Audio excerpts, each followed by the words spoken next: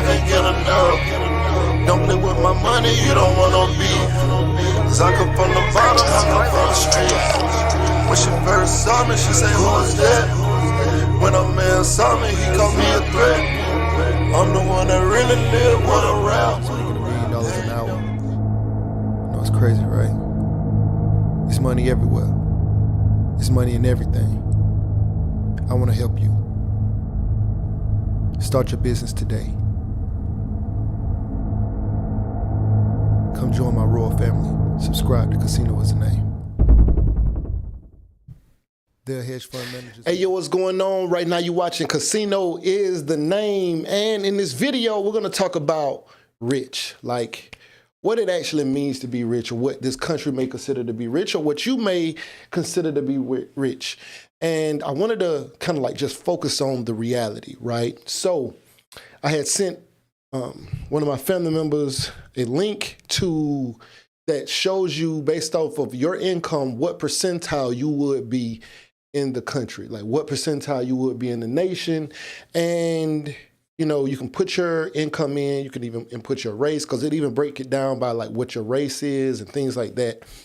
And so, you know, I sent it to him and he was checking it out. And we had a whole discussion about it before I sent him the link.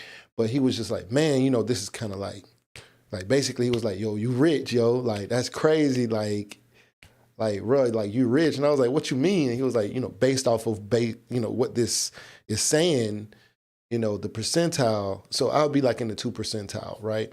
And I'm gonna go into that whole topic, right? Because the percentiles is kind of, you know, we hear about the 1% and what it means. What does that even mean to be in the 1%, right? It means in the 1% of the nation, or your income based off of the rest of the nation, you make more than 99% of the rest of the nation. And to be in the 1% would mean that you're in the top 1% of the nation, income-wise. And so how they calculate it, you know, who knows how they calculate it. I am going into like the details of that. But just looking at what it means to be in the 1% or the top 10% or the top 15% or the top 5, you know, 3%, whatever that means, okay? So you can put your income in and it'll tell you based off of your race, you know, I don't know if it breaks it down by age. It probably does, probably can break it down by age, but they collect all this information and they basically tell you what you make based off of your income. As a matter of fact, I'm gonna drop that link in this video while in the chat. So if you wanna see that link, go over to the chat. I'm about to put it in there right now. But I sent him this link, you know, because we had the whole discussion about it and it's surprising. So most people wouldn't know how much you have to make to be in the top 10% or the top 1% of the population. I always hear that 90% of the population makes less than 100,000. So less than 10% of the only 10% of the population or so supposedly make 100,000 or more. So to be in the top 1%, people think you have to be in the tens of millions of dollars. But no, you don't actually have to be in the tens of millions of dollars, the hundreds of millions of dollars to be in the top, to be in the 1%, okay? So let me pull it up right now. I'm gonna drop this link in here. Where is it? I sent it to him. Oh, it's up here. All right, so where's the link? Get into the link. Where is it? Oh, there it is. Okay. All right, so here's the link. Dropping it in here right now. And the top 1%, as a matter of fact, I guess I should go to the website. But you can pull these websites up. But I'm gonna go to the website. So I just dropped it in the chat so you guys can check it out. Go in there, put in your income, see what percentile it says that you're in. So if it says you're in the 98 percentile, that means you're in the 2%, right? So if it says you're in the 90 percentile, that means you're in the 10%, because it's saying you make more than 90% of the population if you're in the 90 percentile. So here we go. All right. So yeah. So this is the website, and it breaks it down, and it says the top 1% of white people is 401,000. So to be in the top 1% For white people, then it's 401,000. 401,400. And this was, I guess, last year's estimate. As a matter of fact, it goes into further detail. It says 1% of individual income for selected races and ethnicities, the average income being $63,214.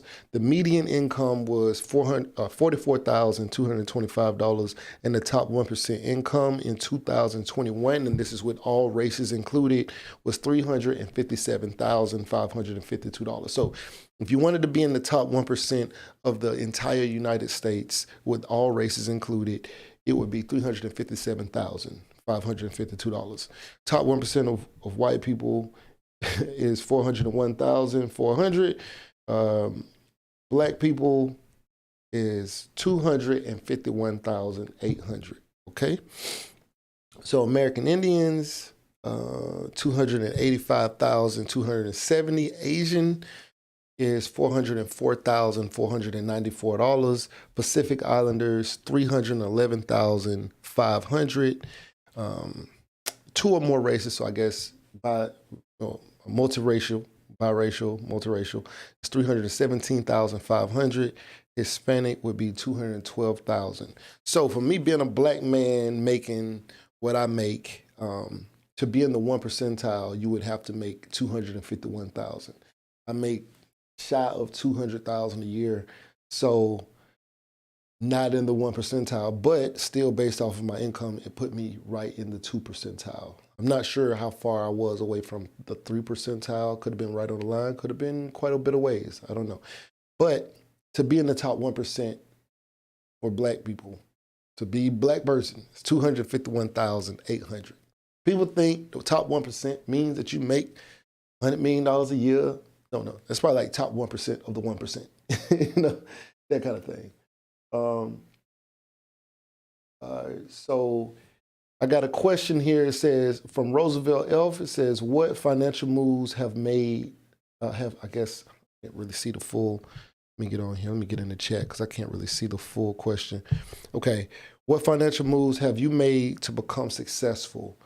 I've made a lot of different moves. I've made a lot of different moves to get, I guess, to this point. Now, would I be considered successful based off of these numbers? Yes. So, because you know, even that question, you can question it, right? I mean, you know, it can cause a bit of a dilemma as far as how people see it. Some people may see me and say, oh, he's not successful, right? And then some people may say, oh, he's super successful. So it's going to also still be some kind of perspective, but based off of these numbers, I'm very successful based off of these numbers.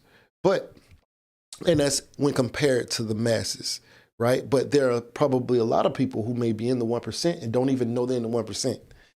And so depending on who's looking at it, and you know, I have this conversation with, say, like my sister and some other family members or whatever. We always have this conversation of what's considered rich, because a lot of the children in our family look at me and say, oh, he's rich. And even though my sister may have more money than me, yeah, I'm spilling the beans right now. Even though she may have more money than me, she'll feel like, well, if you consider that, why do y'all consider that rich? It's not really rich. And I'm like, well, I mean, based off of perspective, it probably looks really rich, you know, to them. You know, got a Porsche, got a couple houses, got a couple cars, you know, other cars, and, you know, take trips and whatever else I want to do. To them, yeah, it probably does look rich when compared to whatever their perspective is of what money looks like. Now, do I feel like I'm in the 2%? No, I don't. But that's because the more money you make, the more, like, I'm around people who are vastly, vastly superior in wealth than I probably, I don't know. I won't say that I probably ever will be, but it's people who I'm around who have way, way more money than me. And so going back to what Roosevelt Elf said, what financial moves have you made to become successful? Now that would require, I guess, an in-depth look at what I do. And I haven't even really done that, even for myself. You know, it's crazy. Like, we'll look at other people's situation, but we don't really look at our own. Because I'm gonna be honest, before you know it, you set a goal, right? Let's say you set a goal, you set a goal to make 50,000. Before you turn around, before you realize it, you set a goal for 50,000. Before you realize it, you at 49,000, or maybe you at 62,000. You'll hit that goal so fast because you were aimed at something, right? And you were like, okay, I'm dedicated to try and figure this out. And before you know it, and you sit down, especially if you have multiple sources of income, you'll sit down and you start adding these things up. You're like, dang, I didn't even realize I did that already. I'm already $40,000 past that mark that you were setting, right? And so as you keep setting these goals and you start hitting them, even now, looking at what the top 1% as a black man is 251,000, to know that that's the top 1% of black men, and 400,000 is the top 1% of actually 352,000 is top 1% of America. To know that that's there, 251,000 is not that far away from, granted, sorry about that, might be a few dollars away, it's over $50,000 away from where I'm at, but it's not really a lot of money in retrospect to how I see money anyway, right? Because I'm really setting my sights on millions right now. That's where I'm at. I'm trying to get to, well, first is 300,000 a year, and then it's at least $1 million a year, and then after that it'll be like 3 million, and then 7 to 10 million. That's kind of like my personal what I'm trying to get to per year, right? And so I'm looking at this, I'm like, well, that's not that bad. That's not too far off to be in the top 1% for a black man. But then 352,000, now that's a bit more of a hurdle, but still not too crazy. And it's to think that this is me, my income, not like other people's income added on top of mine. So just looking at that, it's like, man, this is not that difficult to really do from my mental perspective. Now, the moves that I had to make, the things that I had to do to get here, is I had to reprogram the way I see the world. And hold on, Jamal Rogers says, do you ever think to yourself, what is there to buy anymore now that you're rich and you brought it all? It's crazy that you even bring this up, because I'm gonna get to that, because we literally just had this conversation. I think it might have been yesterday. I was talking with my cousin about it, because it's not just when you get money, you start, you've bought it all. It's not even just that. It's like also with age, the older I get, the more saturated one becomes in money, which is the law of diminishing marginal utility. If you don't know what that is, look it up. The law of diminishing marginal utility is a law of saturation. So the more saturated in something you become, the more it takes to move you, right? When I was younger, I would have jumped at $1,000. Now, we can spend $1,000 at the grocery store. So now money takes way more money to motivate me. I literally had to have $100 million conversation to really, it's a guy who made $100 million. I literally had to talk to him in order to get really motivated to really get back out here, because when people telling me what they got to do for 300,000 and 400,000, I'm like, it's not really that motivating for me at this point. I'd rather be comfortable, but I'd get uncomfortable for 100 million, 10 million, 5 million. But I had to speak to a guy who made 100 million to even be talking on the wavelength because when you got people who making, 3 and 4 million a year, and they telling you all the things they got to go through and why they don't want to go to even another level of 10 and 15 million, it's like, but there has to be more out there, right? Like, because, I've seen $1 million at this point. I've spent that probably more than once, sure. So, with just living, like if you make 100,000 a year, after 10 years, that's $1 million, right? So it's people making 150,000, seeing $1 million, and if they're in a family, like their family is seeing $200,000-$300,000 a year, in 3 to 4 or 5 years, they're seeing $1 million every 5 years or so. So it's not that difficult to just look at $1 million, but $1 million wouldn't necessarily change my life unless I was investing to make more money, right? Like $1 million, I couldn't sit down. If you gave me $1 million right now, I'll be back working in 5 years, you know, like, cause I would have, if I don't grow that money. So I need something that would really, really change, you know, my life, like in a drastic way where I could, you know, I think 10 million is usually the number. I think for most of the people that's at least thinking along my level, 10 million would be like, okay, cool. I never have to work again, whatever. But I mean, which of course, if I just paid off my bills, I have enough residual income that would probably cover all of my stuff if I paid off all the houses, cars, everything, you know, whatever. But like just knowing that there's more money that's more adequate to what I'm feeling like should be out there, 100 million, yes sir, let's do it. Let's do that. But first I had to reprogram the way I think. Second, I had to get certified, I had to get qualified, right? Like they're creating all these jobs. And don't get fooled by the unemployment rates and all of that, because it only takes into account the people who haven't looked for a job in the last 4 weeks. So if you haven't filled out an application, went out seeking a job in the last 4 weeks, all the people who just like, yo, man, I'm just gonna drive Uber. All the people just like, yo, man, I'm just gonna rob people. All the people who just like saying, yo, I'm just gonna travel. Yo, I'm just gonna live off people. Yo, I'm just gonna ask for handouts. All of those people, they don't fall into the category for the unemployment rate. So that number being dropped down low has nothing at all to do with reality of what's really going on out here. Okay. So that's that. But I had to do a lot of reprogramming, I had to get qualified. So they're creating all these jobs, but if you're not qualified for the job, you can't get the job. You know, there's plenty of doctor positions and lawyer positions that pay a lot of money, but you can't get the position unless you're a doctor, or a lawyer, or a nurse, or something like that. So them creating those jobs is pointless for people who aren't qualified. So first I had to change my mindset. Second, I had to get qualified. Now, I always had a kind of motivational mindset, but we did so much stuff growing up where I'm from. We went against society. You know, everything was about breaking the rules. Everything about was breaking the law. Everything was like, you know, going against whatever was considered good for us was bad. If you go to school, oh, you're a schoolboy. Oh, you go to church, oh, you're a church boy. You know, like all of those things were considered bad things in my world. You get clowned for.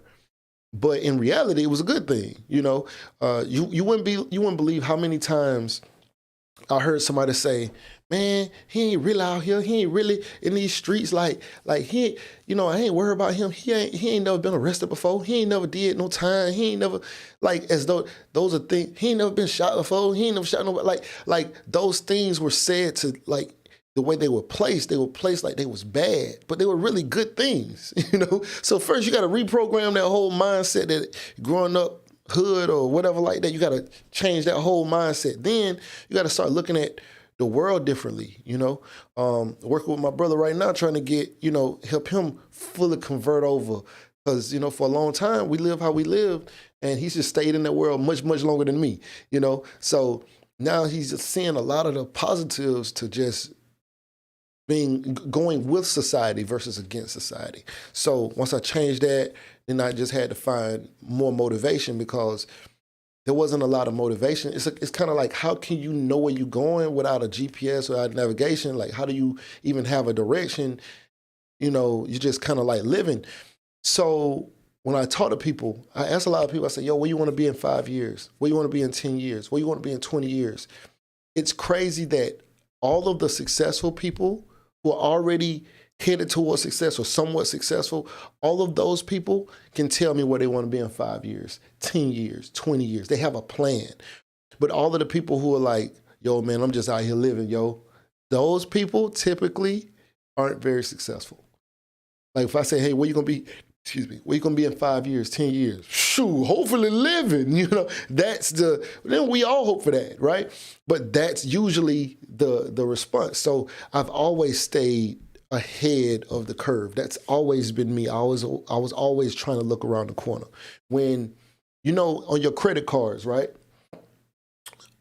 Those cards, when they started coming out, they started having microchips in them where the chip looked just like the chip that used to be in my cat card reader when I was in the military, but just smaller, right? The little chip that's in the card. when that started, when I first got the first one, I called them. I was like, yo, man, what's this? Why I got a chip in it? They said, oh, that, all the cars are going to start having chips in them. So first thing I did, I said, wait a minute. Who's making the chip? You say all credit cards all over the world are going to be having these chips in them. Well, who's manufacturing this chip? Because I want to invest in this company that I don't know anything about that. So I went out, bought a little stock in that, made a couple of dollars, you know what I mean? But like, it's that kind of forward thought and just understanding how, like, even when the music business started changing, I started telling my friends, yo, y'all got to get online, y'all got to get on YouTube or something, man, because this it's getting different. Like CDs ain't selling. Like, people becoming famous on the internet. You need to get on the internet. They can understand me. They didn't want to hear that, so let me do this. All right, so yeah, but see, they didn't want to do that, and it ended up being how it ended up, and I ended up where I'm at on YouTube doing this, and most of them are trying to still now come over and catch up, but it's just really about like looking around the corner and always trying to stay a step ahead and staying engaged and just thinking outside the box, But to get here, like I said, I got qualified. The easiest way to make some money, well, I'm gonna say the easiest way, the least amount of, I guess, investment that you can make into getting some money would be getting a job. Now, some people, you don't got to get a job. I went and got a job because I knew that I wanted to buy a house. I knew I wanted to do certain things. So in almost every situation that I've ever seen, if you wanted to buy a house, you had to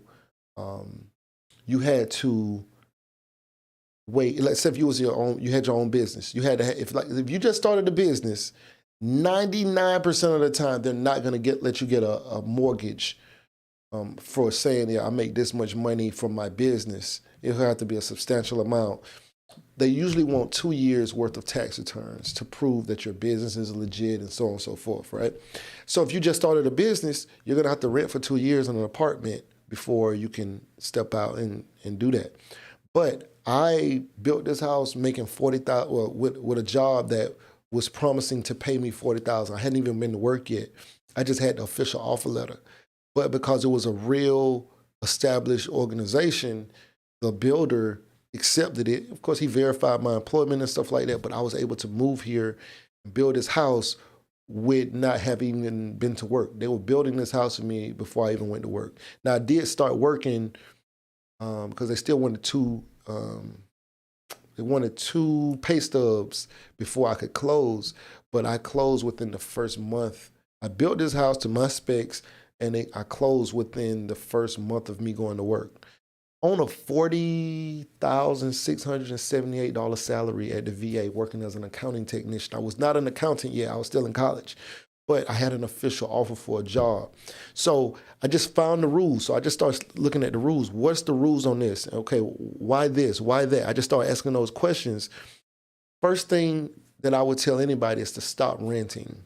Okay, that's one of the first things I would tell anybody. I know a lot of these gurus out here tell you, and they got way more money than me. All right, I'm gonna tell you what worked for me.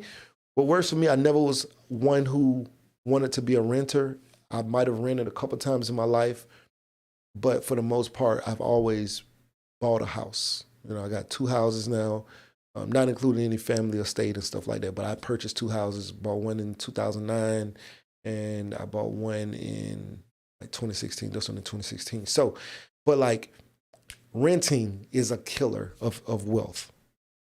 Yes, I still work as an accountant currently. Yes, I do. What are you investing in to get your financial goals?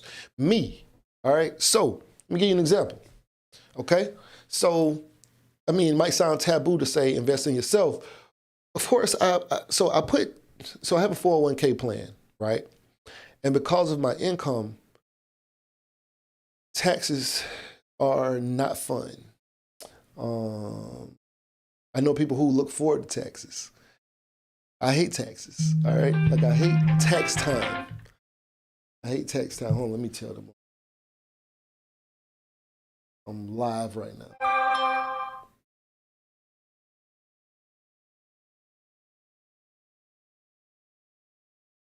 Sorry about this.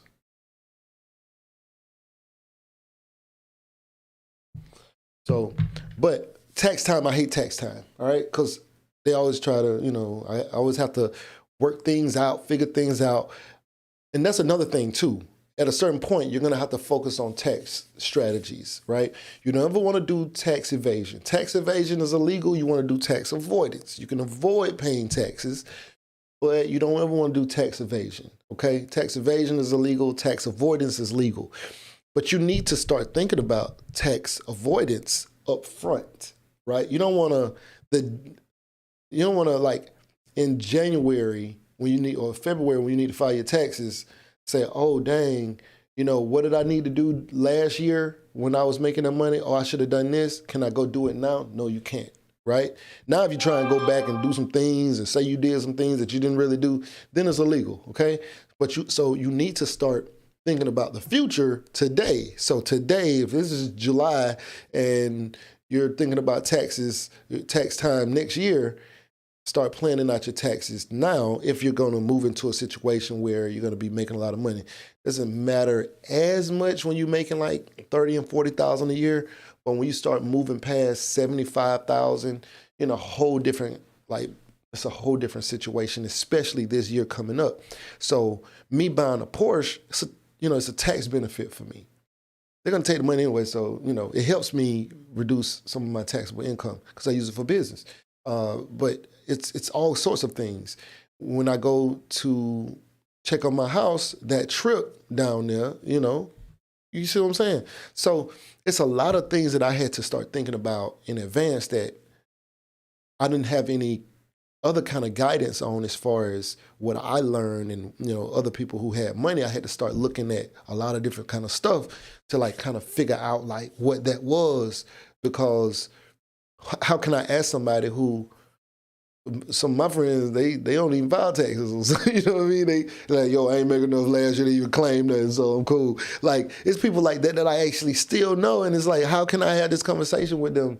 I can't. So I got to find, my own people to talk to. So I spoke to a lot of accountants because, well, I'm an accountant. So it was a lot more simple for me to speak to accountants and figure out strategies and read about taxes and I took classes on it and stuff like that. So people trying to buy one of my houses right there. They always calling me. But let me see, get you some kids. Okay, that's funny. All right, Jamal, do you know how much kids cost me? My son, his daycare was $525 to $625, $525 to $625 a year. Okay. Matter of fact, I want y'all to, while y'all on here, I'm gonna do it right now. Search, get on Google and search for average cost to raise a child. Average cost to raise a child born in, let's just say 2021. I ain't gonna look at it. You know it's gonna be more. It says,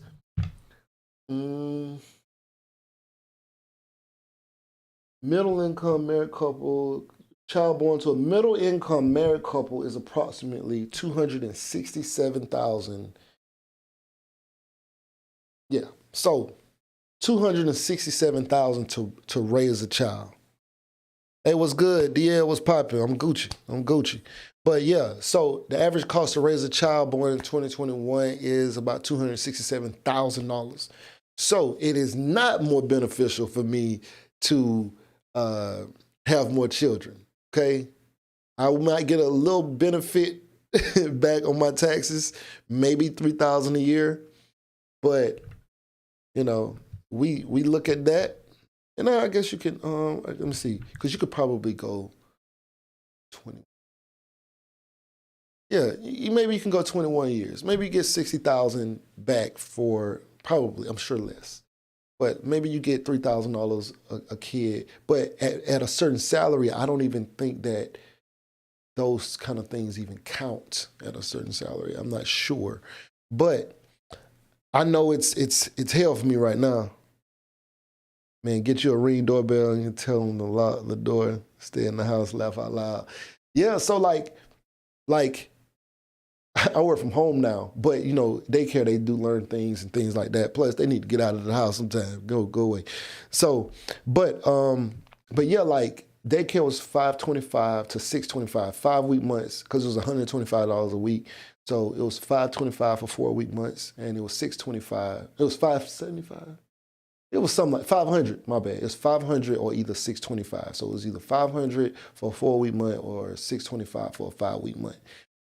So I was doing that, you know, back then. It's higher now. Okay, my son is 12. It's higher now. That cost is higher. So when looking at that, that's not birthdays, it's not school clothes, that's not nothing. Okay, it's not food. Food is crazy. All right. So having more children, I know people say it's not a good idea. It might be good if you ain't got no money, or I don't understand how it could be good if you ain't got no money. But at my level, like it wouldn't really make sense. Even if you get 3,000 times 18 years, it's only 54,000. So yeah, right. So I was saying that if you got 3,000 and you were able to get it until they was 21, because maybe they was in college or something like that, or 23 or something like that if they were in college. And I don't know if you could still claim a kid because they're in college. I don't even know, right? I was just saying, even if you could get it that long, it's still when $200,000 difference. All right, this doesn't matter.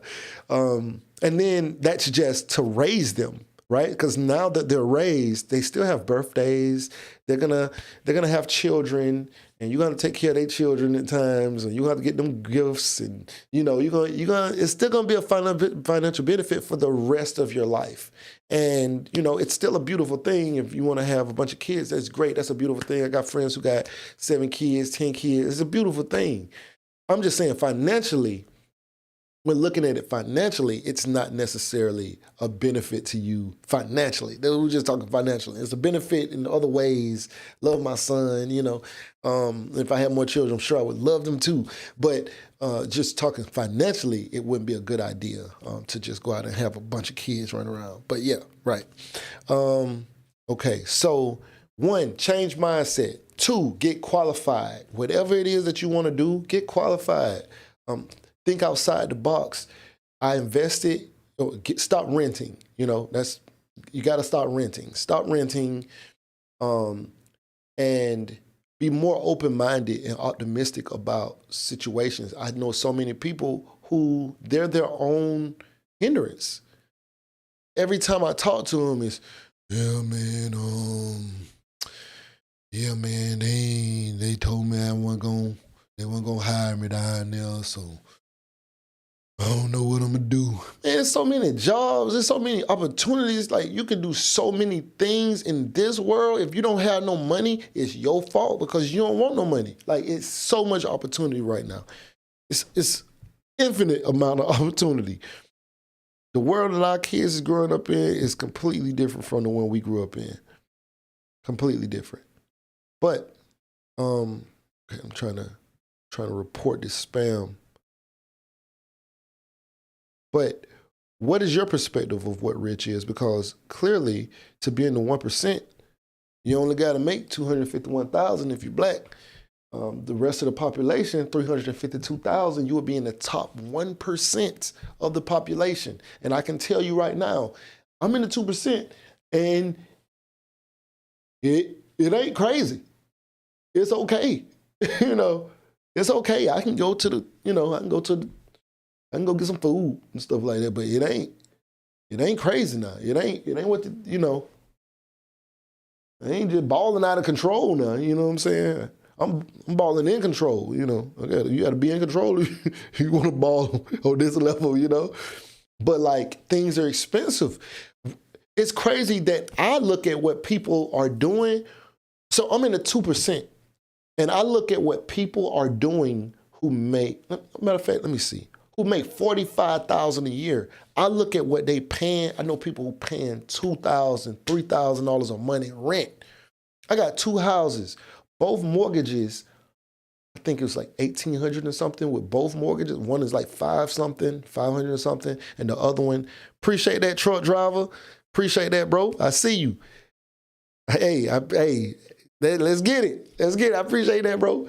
So, but like, I see people who making 45,000 and 50,000 and 60,000 paying 2,200 a month in rent. Like what? One of my mortgages is 500 or something, and this mortgage is 1,363.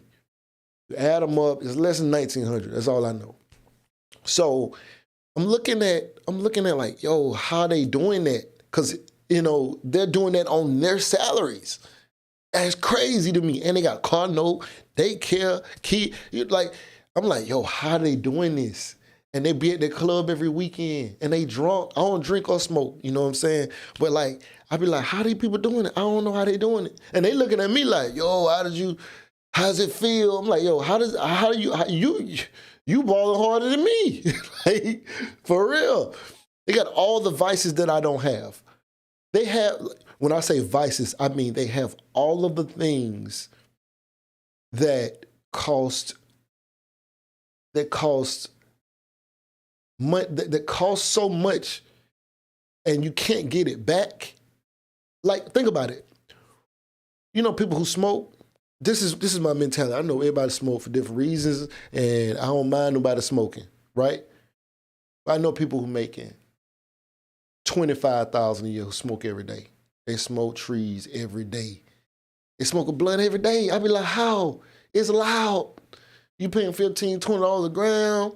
How are you doing this? How are you doing this every day? You smoke a 3.5 for breakfast. You spending $80 on a blunt, on some weed. Yeah, and it's like, bro, how are you doing this?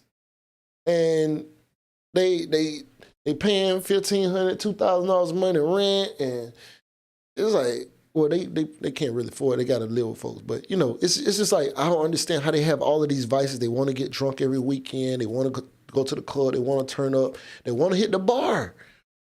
Why are y'all going to the bar if you make less than $45,000 a year?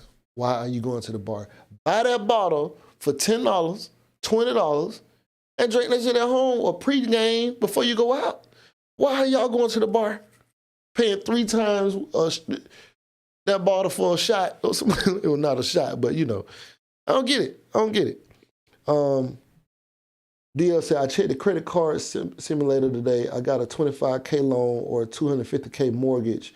I lose 70 FICO points from 770 to 700. The interest rates are going up at least 3 more times this year. What makes sense to do? Okay, now okay. So you said a mouthful first. You're still in the 7s. Hell, you can be in the 620s. You can still get a mortgage. It just, cost you, but you still have great credit. You ain't got to worry about the credit side. 25K loan or a 250K mortgage. I don't even know. Okay, I guess I'm gonna just ask, if you got the 25K loan, what would you do with it? Because for me, it's a no-brainer. You would go with a 250K mortgage if you're trying to buy. If you rent and you need a place to stay, I'll go with a 250K mortgage without a doubt. It's not even a thought. But maybe you already got a crib. Maybe you have a business and you need that 25K loan in order to make 70K. All right. So if that was the case, then I would say, well, I would have to know what that looks like. But I feel like it's a no-brainer if you rent in an apartment and you paying $1,200, $1,000 a month, whatever it is, 250K loan right now. I don't know what the interest rates would look like on that, but I imagine the mortgage being $1,400, $1,500 a month. Depending on if you got to pay a PMI. See, I got a VA loan, so I didn't have to pay PMI and I didn't have to have a down payment. So if you have a down payment and you can afford 3.5% down, if you can't get a VA loan or something like that, or more, if you got 20% down, you won't have to pay PMI. But whatever it is, I would still say, even if it's 16, it would also depend on how much you bought the house for, but yeah. So I would go with the loan on the house. and unless you had a plan for the 25K, which I don't know. Okay, so why don't you have those vices? You look at how much people spend on that stuff, and it's mind blowing, right? Oh, when you don't have those vices, okay, my bad. It's bright in here. It's hard to see the screen shining. All right, yeah. When you don't have those vices, you look at how much people spend on those things, and it's mind blowing. I'm telling you, it's crazy. You wouldn't believe, nah. You wouldn't believe. I be looking at people like, yo, that's what y'all doing? That's what y'all doing? All right. I was actually thinking about this today.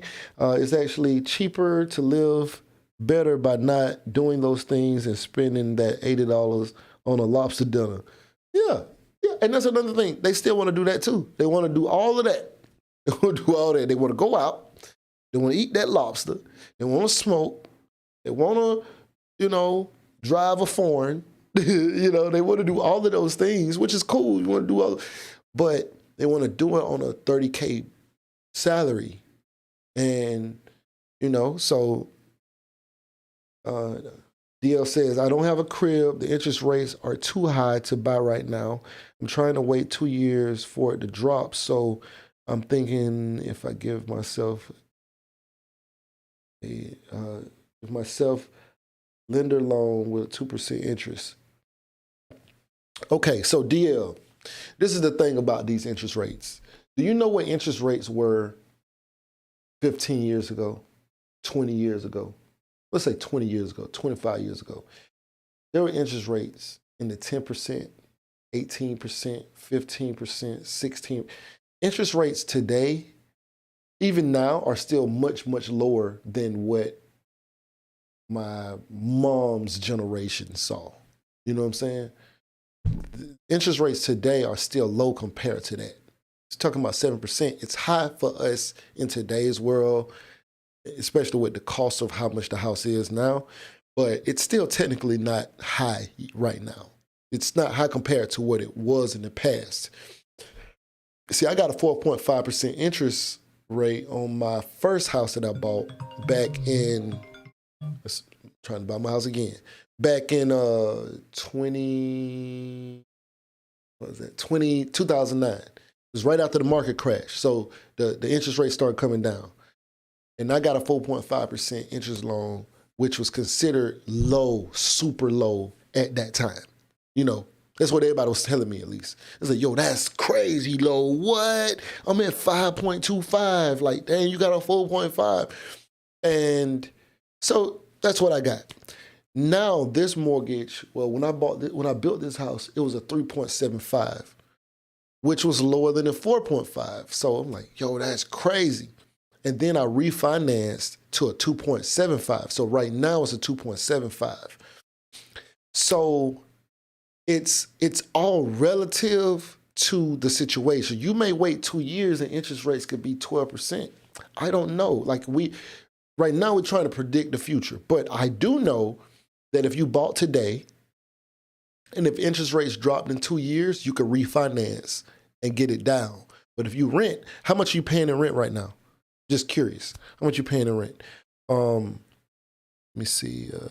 Right, DL says, I can get a loan to add a cheap installment loan to my credit profile for 6 months. I have 3 credit cards, but no installment loans.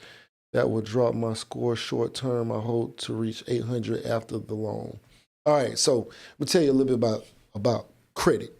I don't know how we got on this topic or how we got on top of this, but let's talk about a little bit about credit, okay?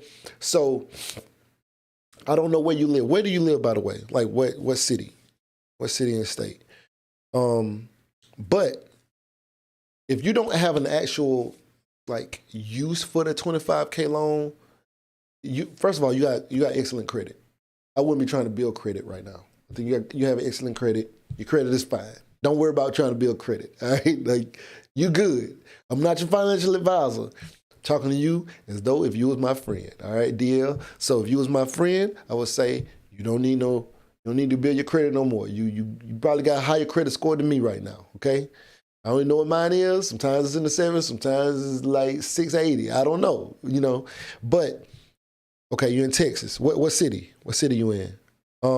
But you don't need higher credit than what you already got. You're good. Your FICO is dope. All right, you straight. You don't got to do nothing else. All right, so now one thing about credit though, credit does look at, from what I remember, credit looks at where you live. All right, hold on, I'm trying to report this.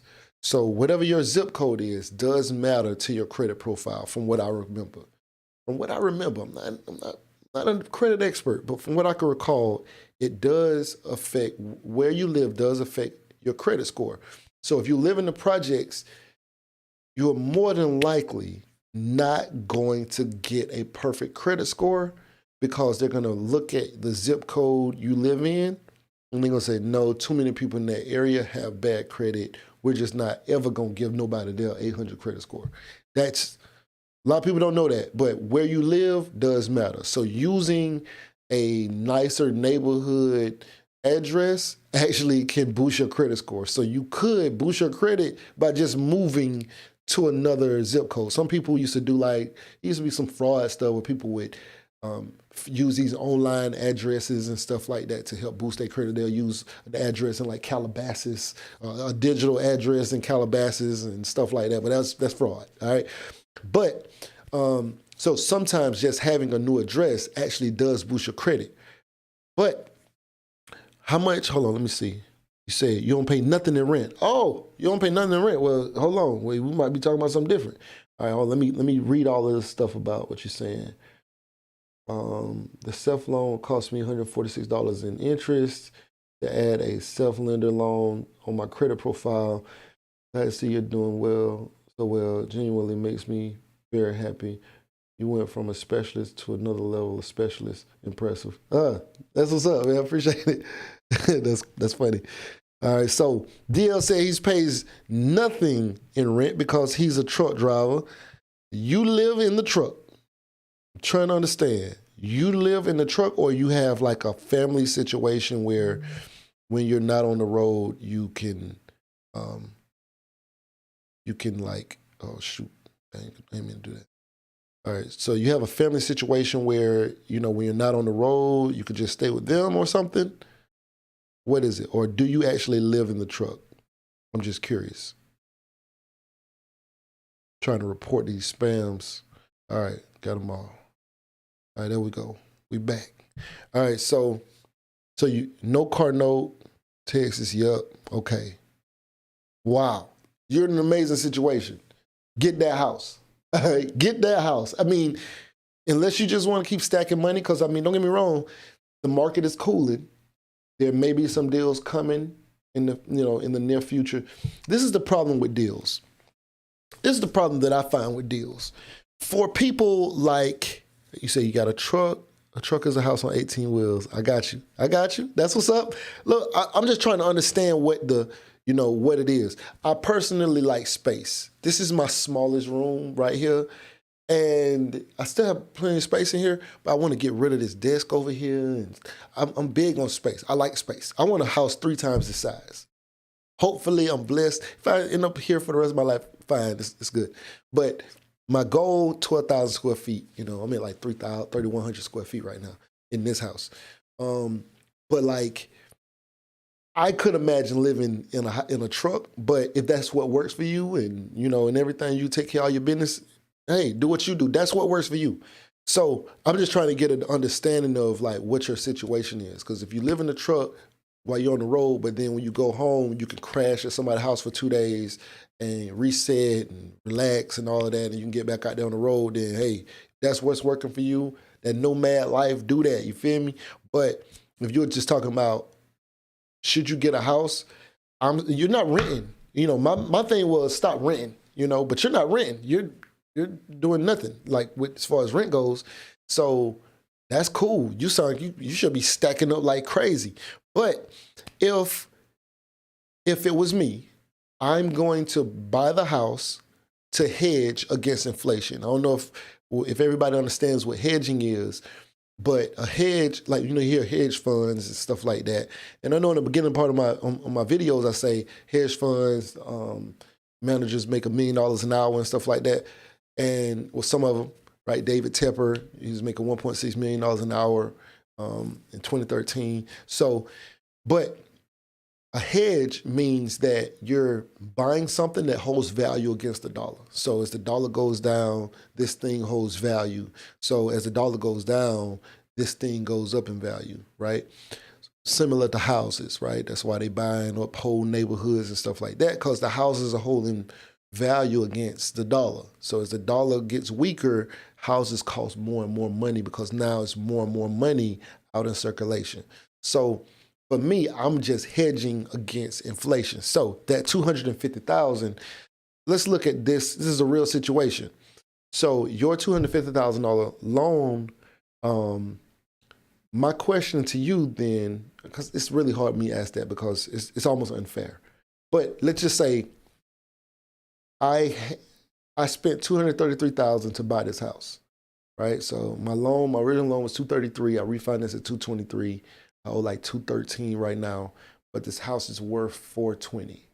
Okay, so it's $207,000. Hold on, what is it worth right now? Yeah, $207,000 difference. So it's worth $207,000 more than what I paid, right? So that value I still have. So if I sell this house tomorrow, house up the street sold for like $230,000. It's a little smaller than this one. So I know I can sell this house at least at $420,000 though, right? But I wouldn't have, and so all I've done was hedge against inflation. That's on top of tax benefit of buying real estate, right? But you said you are what? I missed it. Yeah. So, but yeah, so like if it was me, I would buy the house, especially if I don't need it, and I could just stack up. I buy the house as long as the house is worth the however much you spent. Because you say you can get up to $250,000, but that doesn't mean you have to buy a $250,000 house. You might find something for $190,000, you know. But this is what I was going to say about the problem with waiting on the deals that are supposed to come after the market cools. Unless you have a lot of cash, which I don't know, you may have a lot of cash, but unless you have a lot of cash saved up, an FHA loan is not going to allow you to typically buy a fixer-upper. You have to buy a house that you can move into and live in right now, right? And those houses are probably not going to come at the kind of discount that the average person who's waiting on a good deal to before they buy something. Those people, those nurses that I know, those engineers that I know who making money, when they can go buy a house right now, but they live in an apartment, they like, well, I'm gonna just wait until the market slow down so I can so the value of the house come down so I can buy what I really want. Even though they can buy it right now, they're still waiting for the market to slow down so that they can get into that really, really nice, clean, big home, new construction that they really want.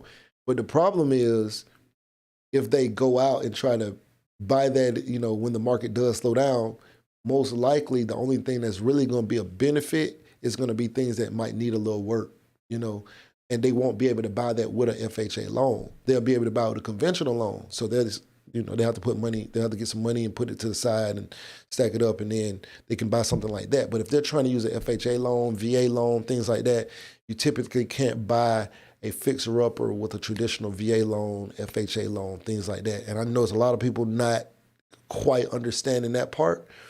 It'll be different if, let's say, today you bought this house for $190,000, and 2 years from now, maybe it doesn't go up. Maybe it doesn't go up in value, but you can still refinance. And you refinance down if you think that the interest rates go down. Problem, though, is what if they don't go down? Like, let's say the interest rates go up 2% more, right? We already know what 2% difference, 2% in interest does to a mortgage. You might be adding $200 to $400, like $200 to $400 or $500 on top of the mortgage. If you wait 2 years and it goes up another 2%, then that's going to happen. But if it goes down, you can still refinance, you know, and get out from, you know, and get a lower interest rate. But not necessarily waiting is better. You know, it just all depends. It's so hard to time the market. That's why I don't even try to time the market. I just look at what I need right now. And if I'm willing to pay for it, then cool. If I can afford to pay for it, cool. But you say, I'm up 80K. It's not enough to buy yet. I wish I was a big trucking company owner, but I'm not. I would love to own a company that makes $1 million a year, but that's a dream right now. Bro, no cap. Not like I don't want to get in your business and say, yo, what's your truck doing now? Because $1 million a year, you just got to add some more trucks. Like, I don't know. Do you have your own authority, or what are you doing? Because it's really not. You know, you can do it. Trust me, you can do it. I know people who have done it. No wonder this thing. That's why. Okay. I was wondering why the screen was looking like this over here. But yeah, you could definitely do it. I know guys who built $1 million trucking businesses. Not saying that they didn't put no work in, because of course it was work, but they made it look pretty simple. And I'm sure you can do it. Oh, you're a company driver. Okay. All right, so the interest rate is going to be 6% soon, maybe next month, if not next week. Yeah, so you know, that's kind of the thing. And remember, 6%, 10%, that's still technically not even high for what it was in the past. Let me see what interest rates used to be. But I'd say first thing you want to do is start buying assets and cutting off the liabilities.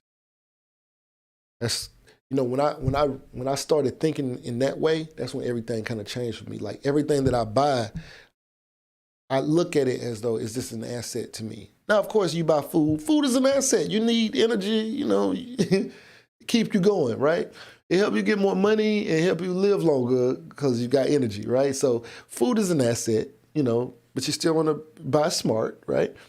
But as far as like most other things, a lot of people just buy stuff, it's perishable items. I have so much stuff around me like that I've purchased or just in my life that I just purchased that at the time I wasn't even really thinking about it. But the other day I had some speakers at my mom's house, and there was some people there doing some work around the house in the like lower part of the house, and they saw the speakers down there that had been there since my son was probably like 3 years old. Like really, they really been down there that long because I got other speakers. But those speakers been down there for so long. And the guy was like, hey, my son wants to buy those speakers. How much would you charge us? I don't remember what I paid for them. It was so long ago, and I forgot about them. That's how long it's been. And so the guy was like, I said, make me an offer. You know, he was like, well, son said he can give you $100 for them right now. Take it or leave it. I was like, take it. Give it to my mom. Like, I don't need it. But I have things that if I need to get some money, I can turn around and go sell them. But a lot of people buy stuff and nobody would ever buy it because it's not worth anything. These microphones, these computers and lights and all that kind of stuff, I can turn around and sell this stuff because it has a real value. But most people have things in their house right now. Look around your house. Look at the things sitting on your table. What does anybody really want to buy that? You know, anybody want to buy them plastic cups you got in the fridge, in the pantry? Nobody really wants to buy that, you know. Nobody. You bought it, or you got it from somewhere, but nobody really want that stuff, you know? And so I buy things that have value. That's like my first thing. Like whatever I'm buying, I'm like, yo, does it have a value if I need to get rid of this? Junk food is a liability. I like that. Yeah, healthy food is an asset like vegetables. I agree. You said that was the 80s, close to 20% interest rate.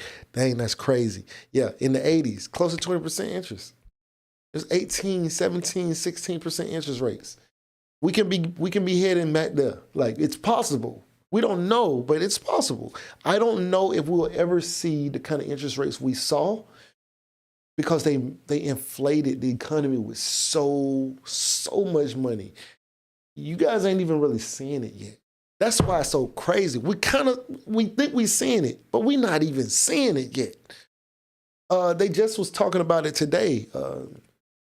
His name's Jerome Powell, or whatever his name is, the guy who's talking about, who's the Fed, who's actually raising the rates. He was just talking about it like earlier today, like how it doesn't seem as though the market has reacted yet to either A, the rising interest rates, or B, inflation, the amount of money that's been inflated. Like the markets haven't, I don't know if he was talking about the fact that they raised the rates.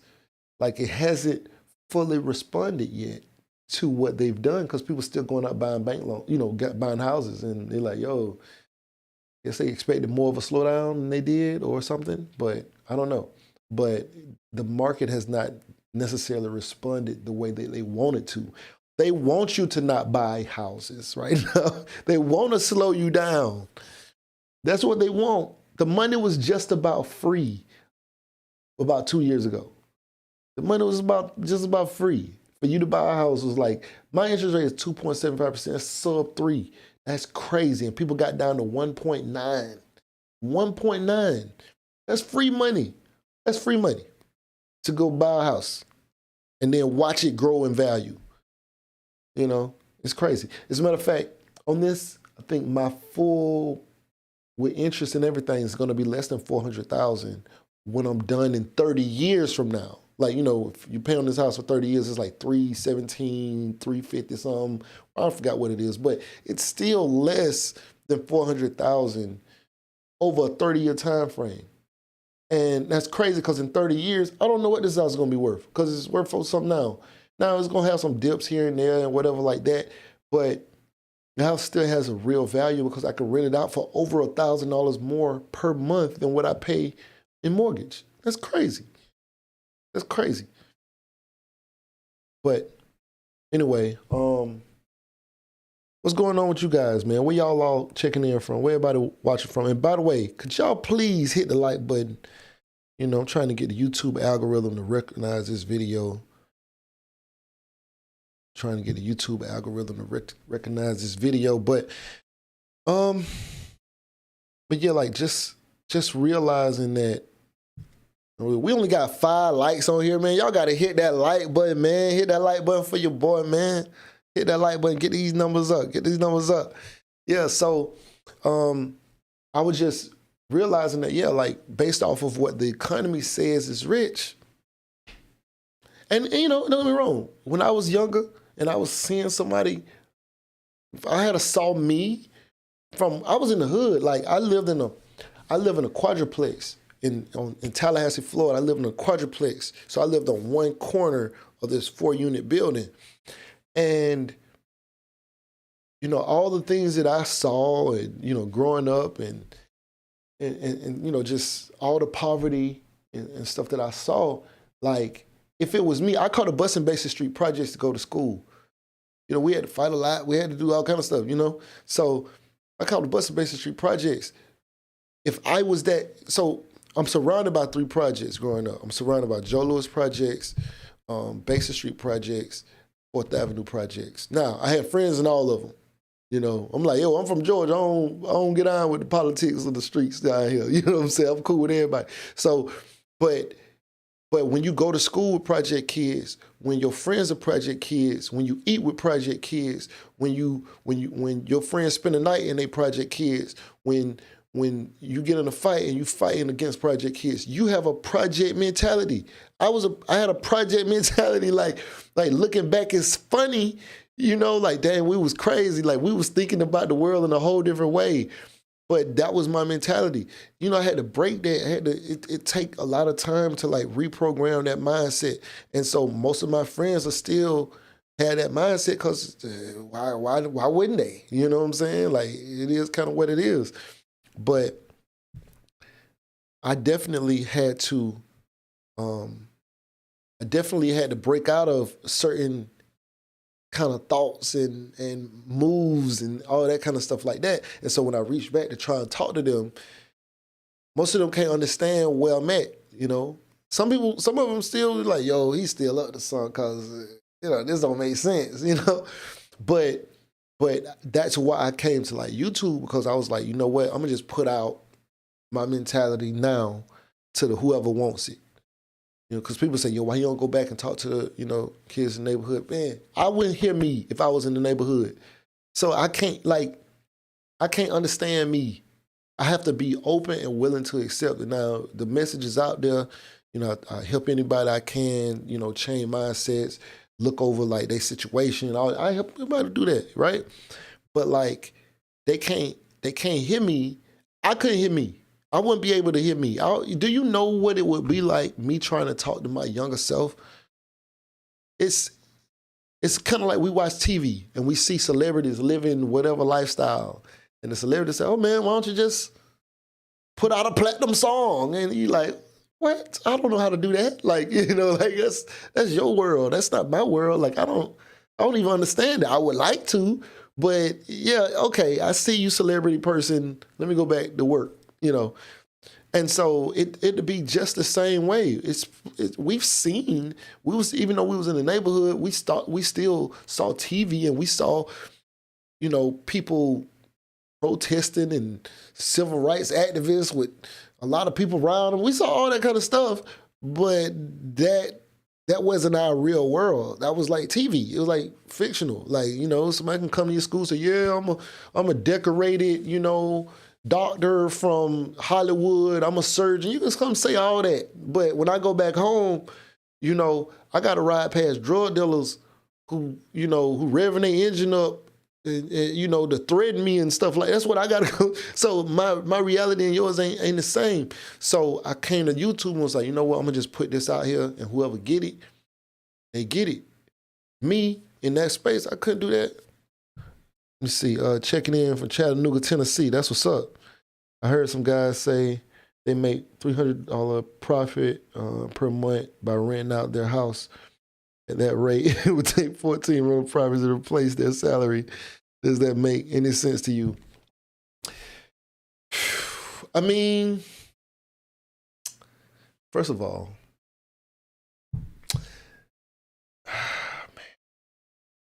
that's what I was talking about. So what really jumped this channel off was when I did this analogy. I was talking to one of my God brothers, and this is for you, DL. So I was talking to one of my God brothers. So if you guys haven't seen it, I got a video on this channel called Real Estate versus Trucking, a $70,000 example or something like that. And a God brother called me and said, yo, let's say I can get a $70,000 loan.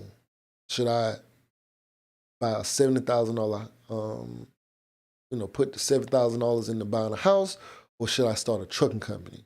Which one you think would make more money?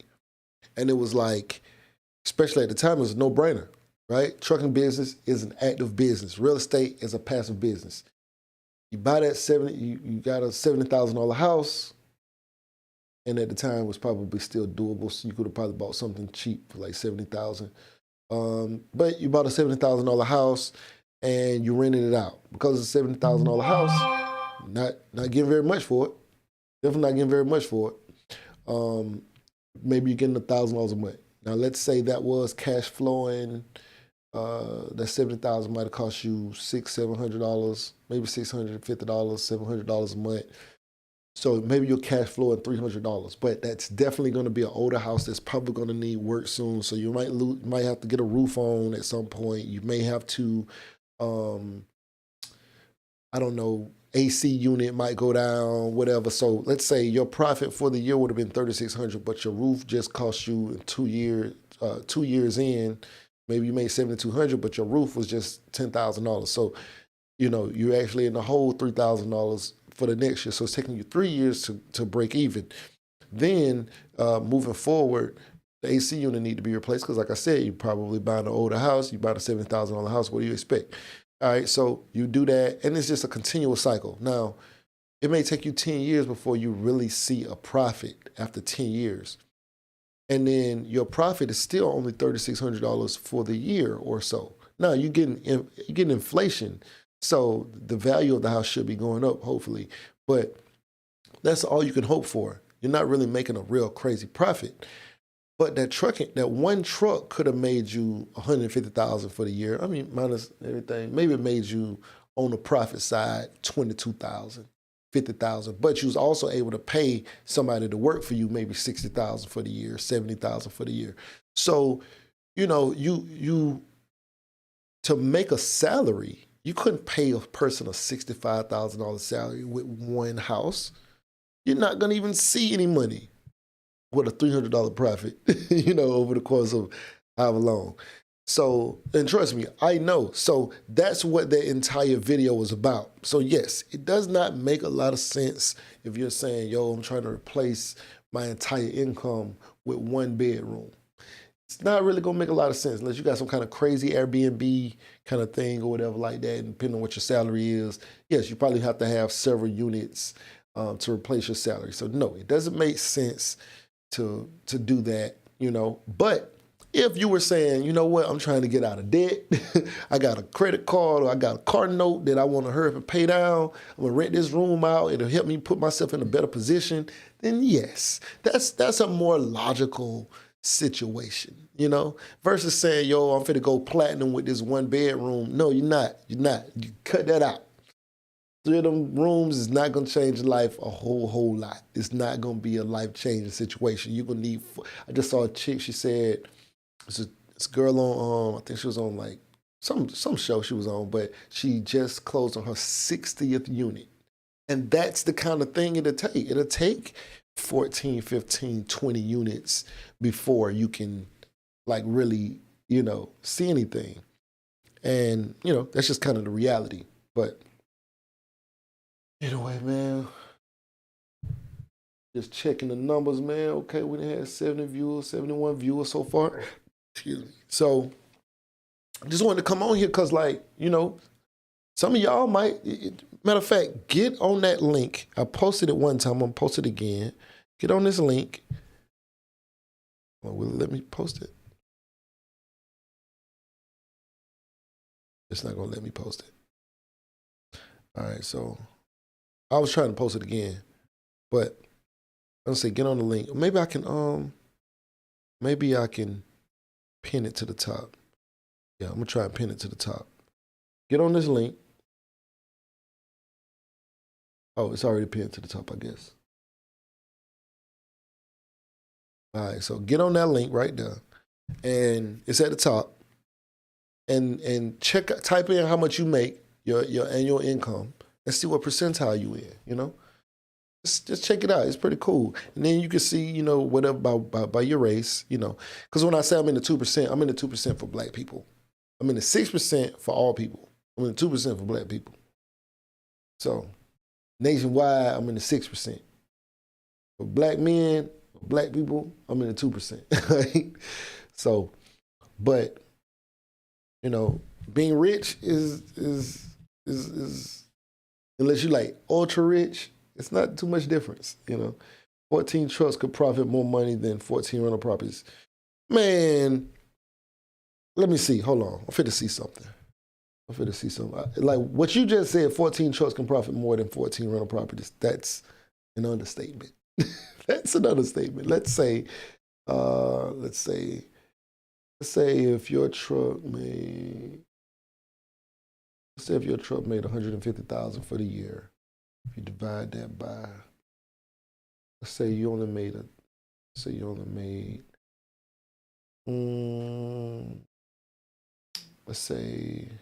let's multiply it by 0.15. Let's say you made 15% profit out of $150,000 from your truck. That's paying truck note, driver, everything, right? And more if you were the driver. But let's say you profited, you walked away with $22,500 profit, right? All right, so if you had, we're just gonna remember that. We're just gonna remember 22,500. So now, if you were profiting $3,600 a year, times 14, then that'll be 50,400, right? So 50,400. So 14 houses, if you were profiting $300 a month, would total to be 50,400 for the year. Is that for the year? $3,600 for the year, because $300 a month times 12 is 3,600. So 3,600 for the year times 14. What? That's still only 50,000. I mean, that's what they're saying. That's what their salary is for the year. That's cool. I'm not knocking it. I'm just thinking, I thought it was gonna be more than that. I ain't gonna lie, I thought it was more than that. But so 50,400. So if your truck, if you got trucks that's profiting 22,500 each truck, you only need 3 trucks to surpass that. 22,500 times 3 would be 67,500 profit. If you was getting 22,500 times 14 trucks, that's $315,000 profit. It's a completely different thing. Completely different thing. I ain't gonna lie, y'all had me thinking I'm tripping. I'm over here with this calculator like this ain't making sense. Keep showing up 50,000. I'm thinking I'm doing something wrong here. But yeah, yeah. Now, as you get the houses paid off and it goes up in value, and you can turn around and sell the houses at a later date, you know, things like that. So you have inflation and things like that. But it's just a lot of different things you have to look at. You can't really just look at each situation just one way. But an active business almost always makes more money than a passive business. See, this is my watch, right? I manufacture these watches. This is a casino watch. This is my silver one. I have a gold one and a silver one. And my profit margin on these watches is, because, you know, when we look at return on investment, you know, that's all that really matters. You know, so when I say I invest in myself, I invest in my own businesses. I invest in myself. I invest in all of my own things. Yes, I'd still put 21,500 a year away in my 401k, but that's only because of tax benefits. Now, of course, they're matching, so I take the matching side, but I put way more than what matching is. So they match at 5%, but I put a lot more than 5%. Put a lot more. I put like 20% in.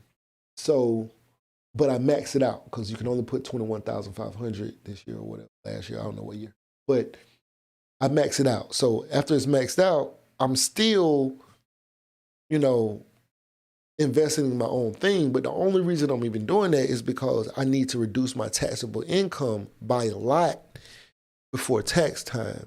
Now, I still have the money. I still have the account. I still have access to the money. But I have to do this in order to reduce my taxable income so that I don't owe the government at the end of the year. So I'd rather keep my money, right? I keep my money, and at the end of the year, the government will be like, all right, cool, you don't owe us. So they force you to save money, but it's not tax evasion, it's tax avoidance. The difference. All right, so, and I was just looking up something the other day. I ain't gonna cover it in this video, but yeah, I just want to come on here, holler at y'all real quick, By the way, let me see if y'all got these lights up before we get off of here. And the only person who said where they was from, one person. I still don't know where y'all checking in from. Chris Moody said checking in from Chattanooga. I know DL is in Texas. Where y'all at? Let me see. Man, we only got 8 lights, man. We got to get these lights up, man. Hit that like button. Hit that like button. Hit that like button for me. Yeah. Now, I got some friends who in the 1%. You know what I'm saying? I got some friends up there, and they from YouTube, too. I got some YouTube friends who get stupid money. Stupid money. I want to get like that. And they getting stupid money on here. And then I got friends who just like government contracting. Stupid money. Stupid money. Stupid money. I'm trying to do both. I'm trying to go into government contracting and I'm trying to do YouTube. Like, stupid money, man. Yeah. What about platinum with 2 rooms? Look, there's some people who doing Airbnb and they're making a considerable amount So think about it like this, right? Let's say you bought that house, DL. So you bought that house and you bought it for, you bought a house, 3-bedroom house, and you got it for $210. I don't know where you're gonna be buying a house like that for, but let's say you buy it for $210, and you don't buy it in the HOA, or maybe the HOA is cool, but you Airbnb out 2 rooms. And I don't know about your market, but here in my market, you can charge $50 a day, and people will pay that for 30 days. People need a place to stay, and people out here will pay you $50 a day every day for 30 days. Now, they technically become a tenant at that point, but $1,500 a month per room. So I don't know what your mortgage would be, but let's say your mortgage is $200,000. Let's say your mortgage is $1,700 a month. 1 room might pay you $1,500. 2 rooms pay you $3,000. You can be living for free. You already living for free, but you could be living for free. House hacking. I mean, you don't even have to do Airbnb. You could just say, hey, renting the room is going to be $1,000 a month. $1,000 a month, cool. $1,200 a month, cool. $1,500 a month, cool. Because you say, hey, $1,500 a month, and you can say all inclusive. So include lights, internet, water, cable, whatever, all that kind of stuff. Whatever you already got, it's already going to be in the house. Or you could say, hey, $1,000 a month, but you got to, and we split utilities, lights, internet, all of that kind of stuff. You can do that too. And you can get 2 roommates. If you don't mind, you can get 2 roommates, and you could be way more lucrative than the $300 a month. So there's other ways you can look at it. You know, it's definitely other ways. You buy a 4-bedroom house. Say like this, is a 4-bedroom house, spent $233 on it. I can rent each room for $1,500 a month. And shoot, my room, I can rent more than $1,500 a month. But I'm not telling you what I think. I'm telling you what I've already done. I know what I can do. You know what I'm saying? These are things that I've already done. It's not a hypothetical. You know what I'm saying? I've already done this. So I can rent it for $1,500 a month. I can rent multiple rooms for that, right? My mortgage is $1,363 with I was gonna say tax tag and title, but with taxes, insurance, principal, and pity. You know, principal, insurance, taxes, and interest. All right, PITI. So it's with all of that, and I can rent each room for $1,500 a month. So it's like $6,000 a month. That if I were to move or buy another house, I can rent this house out $6,000 a month with $1,300 something mortgage. And, you know, if I paid all the utilities and all that stuff too, you know, maybe I'm all in at $2,000. I'm all in at $2,000. I can make $4,000 profit every month. Now that is different. 4,000 times 12 is 48,000 for this one house. That's interesting. Why did I choose hot shot trucks over semis? That's a good question. Barrier of entry. It was easier for me to get into hot shot trucking than it was for me to get in semi trucking. I could buy the dually truck as a, excuse me. I could buy the dually truck without having a CDL, right? Like I don't drive trucks, and so the down payments and everything, I didn't have to have any down payments. The trailer, you know, I bought everything with credit. Everything was beautiful. And, you know, I can still get $1,000 load or whatever. So it was like the barrier of entry was just easier to get into it. So looking at the barrier of entry, it was just more simple. You know? Way simple, way more simple. So that's why I did it that way. What's good, man? All Pro is popping. Yeah, man, I'm about to get off of here. Man. I appreciate y'all checking in, rocking with me, you know.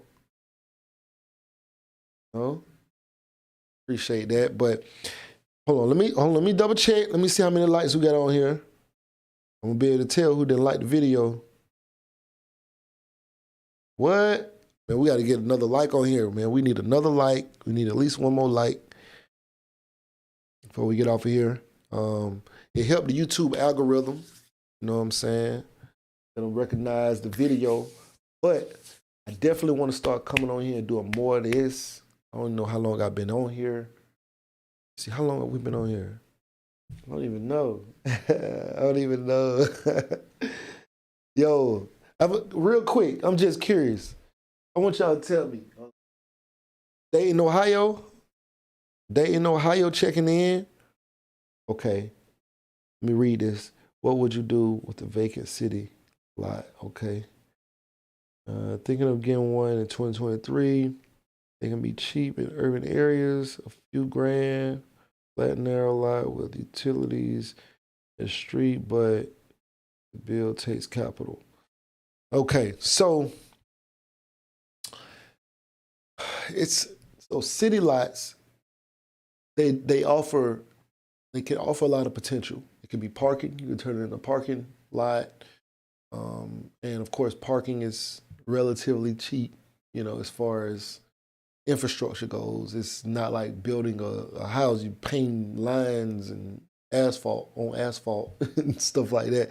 And that's if it's developed. If it's not, you got to lay down asphalt or whatever. But maybe parking, maybe you can do it as an open event space, like where people can just set up a stage outside and play music, or so many things you could do. I mean, who knows, right? But being in the city, they do have a lot of rules when it comes to, say, building and structures and what you can put on whatever. So it would all just depend on the lot, I guess. I'm kind of interested in something like that, but at the same time, not really sure, because I really don't like rules. But you get the traffic, and you're in the city, and it depends on the kind of city lot you're talking about. But that is interesting. I might look into doing something like that myself now we're talking about it. Okay, let's see. Trying to report the spam. Oh, yeah, salute. My brother right here. What's good, bro? Go on in, man. You don't want to come in. Yeah. This one right there. He working on getting himself, all the way corporate. Yeah, so all right, so anyway, right now you watching Casino Is the Name. We about to get up out of here. And I appreciate y'all checking in with me. Oh, I did have a question I wanted to ask you guys before I got off of here. My question is, my people been trying to tell me to start doing stand-up comedy. That's funny in itself, all right? But what y'all think? Should I do it? Should I try it? Should I get out there on stage and just try my hand at it? I mean, T.I. did. I don't know if it went well, but T.I. tried it. But what y'all think? Should I try that? Should I try comedy? I don't know. I'm about to say something. Y'all don't say no, I shouldn't try it. Should I try it? Should I find me a little hole in the wall, like a little club I can do a set on? Try to report this spam.